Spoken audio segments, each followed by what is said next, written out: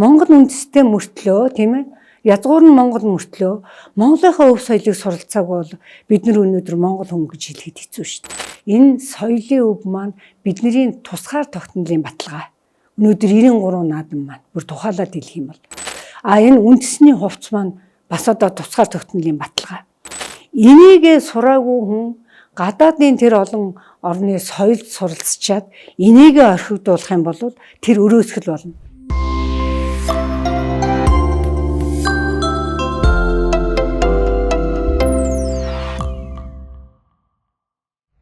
Миний гарал үүсэл бол Хөвсгөл аймгийн Тосон Цэнгэл сумаас гаралтай бүрэн тогтох суманд өссөн. Миний одоо нагас тал бол Аруулаг сум, Алаг Эрдэнэ сумын хүмүүс байгаа. За миний бага нас бол үнэхээр одоо тэр сайхан буурлуудынхаа өв дээцийнхаа тэр соёлын сайхан өвдөр тулгуурлаж өссөн. Тэр бөөний дунд нь бөөлөгдөж өссөн ийм одоо хүүхэд байсан. Миний ээж бас одоо сайхан шудраг хөгжим тоглодог хүн байсан. Тэгээ аав маань бас одоо тухайн үедээ соёлын ордон гэж байсан. Тэр соёлын ордонд бас жүжигт тоглодог ийм хүмүүс байсан. Хүн чинь ерөөсөө энэ байгальтайгаа маш их холбоотой. Тэр малчин ахуйтайгаа маш их одоо холбоотой ийм өсгөөрөө энэ бүхэн нөлөөлөөд одоо тэр соёлын өв, энэ нүүдэлчин ахуй тэр бүхэн одоо биднэрт бас өвлөгдөж ирдэг. Их өндөр уултаа манай Хөвсгөл аймаг чинь маш их байгалийн гой цогцлбор газруудтай тийм ээ. Тэгэхээр чин тэнд одоо ингээ хурга хариулах юм уу, малын хойноос явж байгаа хүн дагаа явж байхдаа уул хаданд ингээд дууга хадахаар нөгөө цуурайтаад нөгөөх нь бүр ингээ хизээ хон чихэн сонсогддог. Тэгээ тэр бүхнээс энэ уртын дуу, тэр нутгийн ардын дуу, тийм ээ тэр дуулж байгаа байдал одоо тэр аав ээжээсээ ингээ өвсөн тийм юмнууд биднэрт их нөлөөлдөг юм байна. За морины дэл дээр морин дээр гарна тий. Морин дээр морцсон хүн дуулахгүй байна гэж байхгүй. Ерөөсөө Монгол хүний тэр морин эрдэнэ гэдэг чинь Монгол хүнтэйгээ маш их холбоотой. Анагаах ухааны сургуулийг ихэр хэмжилгээний ангид төгссөн. Тэгээд төгссөн очоод би одоо яамныхаа шийдвэрээр эрүүлэг хамгаалах газрынхаа шийдвэрээр Хөвсгөл аймгийн Түнэл сумаас ажиллахаагаараа эхэлсэн. 5 жил ажиллахдаа ойролцоогоор би 2000 шахан хүүхэд их барьж авсан байгаа. Манай анагаахын сургууль чинь маш их авьяаслаг багш нар ирж заадаг байсан. Одоо соёлын цоодлогоо байна, давг жамцгой байна, долгор сурангаа гэдэг бүжигчин ийм том хүмүүсүүд тэр дээр үеийн их одоо агуу тэр том хүмүүс ирж биднээс одоо энэ урлагийн ажлыг зааж энэ өв соёлоо ингэж дуулна шүү. Ялангуяа одоо соёлын цоодлогоо бол уртын дууг яад дуулах вэ? Тэр аргаас биднэрт бас зааж ирсэн. 70 хэдэн оноос эхэлж сонирхож эхэлсэн. Улсын баяр наадмын нээлтэнд байн ороод ирэхээр одоо тэр наадмаа 93 наадмаа сонирхсон шүү. Бидний одоо гол харваа бол Чингис хааны маань дэлхийн талыг дайлаар мордож ижилсэн одоо сур харваа.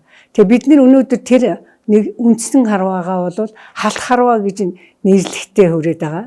Харваан дээр бол би аймагтаа харж байгаа хүмүүсүүдийн хажууд очиод зогсоод ингээд хараад сонирхоод тэгэхээр тэр үед манай аймаг бол нөгөө харваачт нас нь ахаад одоо ер нь дороосоо бас харваач төрөх боломж нь бас жаахан хязгаарлагдмал болцсон үед би сонирхож очисон байна.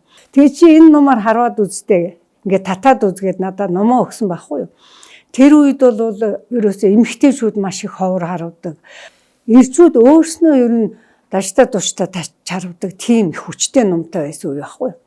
Тэгээ анхны тэр харваа чинь ерөөсөө тэр уухаан дуу чихэнд хоногшоод нөгөө шинээр оцсон хүн чинь тэр олон хөдөр ирчүүд тэр сайхан хөнгөнсөн, цангинсэн тэр сайхан уухаан дунд орохоор ерөөсөө маш их сонин тийм мэдрэмж төрдөг юм байна лээ. Тэгээ би бас нөгөө нутгийнхаа харваачтай ингээ хуучилж яхад тэд нар хэлж ийсэн. Аруулаг сумын тийм харваач байсан. Бүрэн тогтох сумаас тийм харваач байсан. Одоо ингээ сумаар нь нөгөөдөл чинь багынхаа юмыг яриад тэр хүмүүсүүдийн ярьсныг гэртээ очиод ярихгүй юу буурал ээжтэй, наг захтай ингээ ярьсан чинь манай ах чинь харвдаг хүн байсан шүү дээ. Тэгээд тийм мэрэгэн хүний өвөр дээр өсөж өндийсэн юм бэ би. Тэгээ би бол дөрөвт үеийнх нь харваач юм бит. Тэгээ тийм байдлаар хүн дотоод сэтгэлээрээ татагдаад тэр сурд орчдөг юм бэ. Нэг өдөр ээж нь охиндоо тооц хийж өгнө гээд нэх гоё тийм одоо юу хоргоогоор имжсэн гой торц хийцэн утас унжуулсан. Тэгсэн дараа нь би яасан нөгөө худалдагчдаар очиод миний охин нэг дээлийн өнгө олоод ирсэн. Лавга гэж худалдагч үйдэг байсан. Тэр хүнд очиод хэллээ. Лавгаагч би ингээ харванд явахсан ээж тань дээр очиод дээлийн өнгө асуугаад ир гэж байна. Шин дээл хийж өгнө гэж манай ээж. Тэгээ очисон. Тэгсэн лавгаагаа чинь өнгө байлгүй яах вэ чамд бол энэ өнгө л их гоё зохино гэдэг нэг тийм намын цэнхэр дугуй хээтэд орог гаргаад. Тэр үе чинь бид нар бас залуу байсан болохоор нөгөө их гойдгоо. Тийм гоё намын хоргоо хэмжээтэй дээлтэй тоорцогтой театраасаа нөгөө бүжгийн гутлгууж авбаа их гойж очиж байгаа ч тийм бол тэгээд нэг ирэхэд хоёр ирэхэд нөгөө өв соёлоо маш их хүндэлтэй эдэлдэг манай Монголын ард түмэн тэрний нэг илрэл байгаа. Тэгэхээр чин тэр өв соёл дээр одоо их гоёх гэж л хэлээ дээ одоо тийм ээ тэрийг хүндэтгэж байгаа гоёно гэдэг чинь бүр нөгөө настай хөгшчүүд ирээд дээл нас маань барьж чадахгүй мөртлөө ингээд иш хүмүн чи энэ шороонд ийм гоё юм өмсөж яах нь вэ гэж. Тэгэж анх би тэр үнтэй хувцас өмсдөг тэр бүхнийг одоо тэр харваачтаа сурталчилж тэгэж өвлөөсөн хүн байгаа. Би бол зөвхөн аймагтай биш улсад үлгэр болж очиж байгаа хүн байгаа байхгүй юу? Сур харваа гэдэг чинь. Наадам үзэж байгаа хүмүүсүүд тэр харваан дээр хүмүүс ямар хувцаж байна, ямар дэгж аягтай байна тийм ээ. Яаж бивийнээ хүндэлж байна тэр бүхнийг харваанаас авдаг. Бидний харваа маш цээл. Одоо энэ нумаа ингэж барьчаад энэ эрхий хуруугаараа тэр хөвчин дээрээ дараад тэгээ энэ эрхий хуруун дээр энэ хэдэн хуруугаа тавиад тэгээд тэр хөвчнөөсөө татаж авсраад тэгээд тэрийг эндээ татахгүй энэ хавьдаа татчихад одоо тэгээ энэний цаана байгаа юмыг ингэж онох ёстой. Энэ бол бидний одоо үндсэн яг арга барил харах. Хизээш хаанхын чин хүн ингэж харахгүй. За яг нумаа ингээд татсан барьсан байдгийн байж тийм ээ. Сумаа ингээд онсон байдгийн байж. Гэхдээ хаанч очсон энэ. Энийг маш их хүмүүс сонирхдаг юм билээ гадаад иргэд. Тэр уухагаа хийж чадахгүй харваач бол харваач биш. Сур харвааныхаа 3 төрлийн уухаа байдгийг анх удаа Монгол CD болгосон.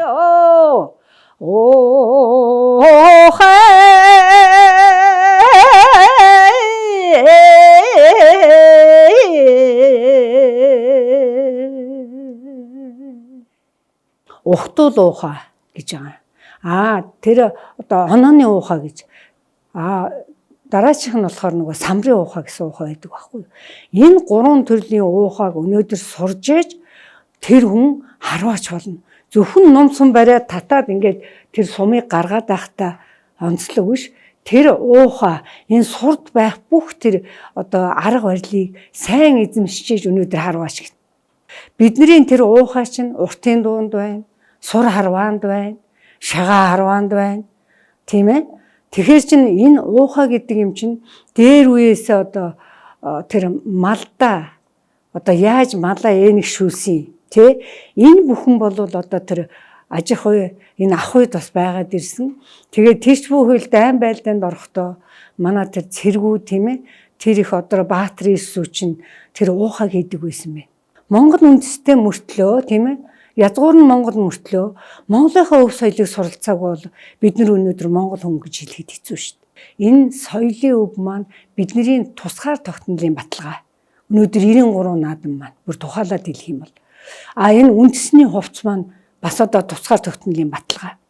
Энийг сураагүй хүн гадаадын тэр олон орны соёлд суралцчаад энийг орхигдуулах юм бол тэр өрөөсгөл болно. Өнөөдөр хамгийн гол жилд би Монгол хувцас байнга өмсдөг.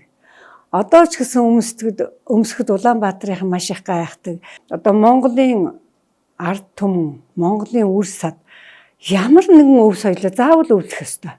Одоо ингээ бас шин сар манд өгчээ ингээ Монголынхаа ард түмэнд энэ өдрийн сайхан мэндийг дэвшүүлээд шин сарда одоо маш их сайхан бэлдэж байгаа бах түүнийхээ зэрэгцээгээр соёлынхаа өвийг одоо дэлгэрүүлж суралцж түгээгээрэй гэж одоо нэг өрөөл айлтгая.